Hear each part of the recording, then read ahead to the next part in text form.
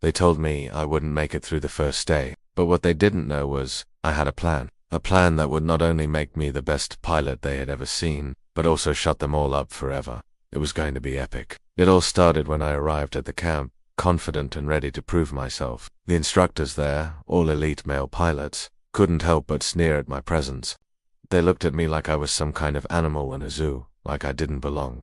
And to be honest, they were right. I wasn't your typical pilot trainee. I wasn't a call sign away from getting my wings. In fact, I was about as green as you can get. But I had a dream, a burning desire to fly that wouldn't let me stop even if I wanted to. One of the instructors, a grizzled veteran with more wrinkles than a piece of Swiss cheese, took me aside and tried to give me the old what for. "Listen, kiddo," he said, his voice like gravel on sandpaper. "This program isn't for you. You're not cut out for this. Why don't you just go home and let the grown-ups do the flying?" I could have walked away then. It would have been easy. But something in his tone, maybe it was the way he looked down at me, or the dismissive way he waved me off, it just fueled my fire. When the day came around for me to actually fly, the instructors all gathered around like a pack of wolves ready to feast on my failure. I got into the plane and buckled up. Then I put on my headset and asked for clearance to take off. I could see the surprise flicker across their faces when I did a perfect takeoff, executing every maneuver with precision. I knew this was just the beginning.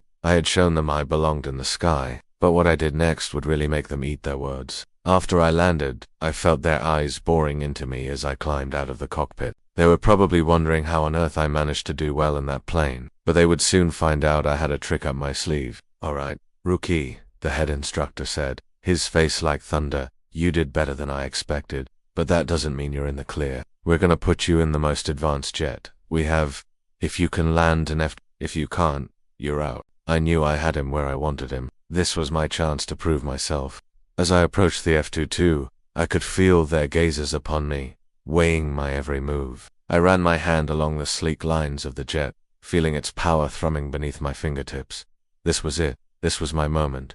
I confidently slid into the cockpit, strapped myself in, and powered up the engines. Their jaws dropped as I effortlessly taxied the jet into position for takeoff. When I was ready, I pushed the throttle forward, and we shot down the runway like a rocket. I could feel their stunned silence over the radio as I executed perfect afterburner takeoff, leaving them in the dust. Once I reached 30,000 feet, I turned on the autopilot and made my way back to the airfield. I knew exactly what I was going to do, something that would make them remember this day for the rest of their lives. As I flew towards the airfield, I could almost hear their whispers over the radio.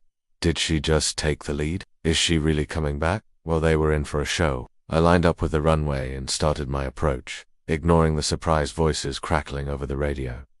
This was my moment to shine. I banked the jet and gave it just a touch of power, letting the F-2 to glide majestically over the airfield. The crowd of instructors craned their necks, their eyes wide with disbelief as I brought the jet in for a smooth and graceful landing. I taxied to the runway exit, turned off the autopilot and cut the engines. The silence was deafening. Then the floodgates opened. Holy smokes, she actually did it. How the hell did she land that jet? She's not one of us. She's a natural. I've never seen anyone take to the skies like that before. I climbed out of the cockpit, my heart pounding with adrenaline. As I walked towards the stunned faces of the instructors, I couldn't help but smirk. Their disbelief was music to my ears. I heard snickers and murmurs rippling through the group. "What's the meaning of this? How did she do it?" The head instructor stepped forward, his face a mixture of shock and admiration. "I have to admit, you proved us all wrong," he said, his voice a mix of grudging respect and disbelief. "But why? Why did you come here? Why did you want to join us?" he asked, genuinely curious now. "Because I love flying," I said simply, my eyes twinkling with joy, "and I refuse to let anyone tell me I can't do something because of my gender. I love flying, and I am damn good at it. Thank you very much." They all stared at me, their expressions shifting from disbelief to grudging admiration. The truth was, I had a lot to prove, not just to them, but to myself. And I was just getting started. My journey to becoming a pilot hadn't been easy. There were times when I felt like giving up, when the weight of everyone's expectations threatened to crush me. But I held on tight to my dream. Flying wasn't just a hobby for me. It was my passion. It was in my blood. Every time I soared through the clouds, I felt free, powerful, and truly alive. And as I stood there basking in the glow of my victory, I knew that nothing could hold me back now. I had shown them that I belonged in the sky. I was a pilot, and that was all that mattered. From that day on, things were different. They respected me, even looked up to me in a way. I became a role model, a beacon for anyone who dared to dream big and defy the odds. But it wasn't about the fame or the recognition. It was about the freedom, the joy, and the endless possibilities that came with being a pilot. I continued to soar higher and higher, breaking barriers and shattering glass ceilings. I flew all kinds of aircraft, from small planes to jumbo jets. Each flight was a new adventure, a chance to explore the world and push my limits even further. But no matter how high I flew, I never forgot where I started.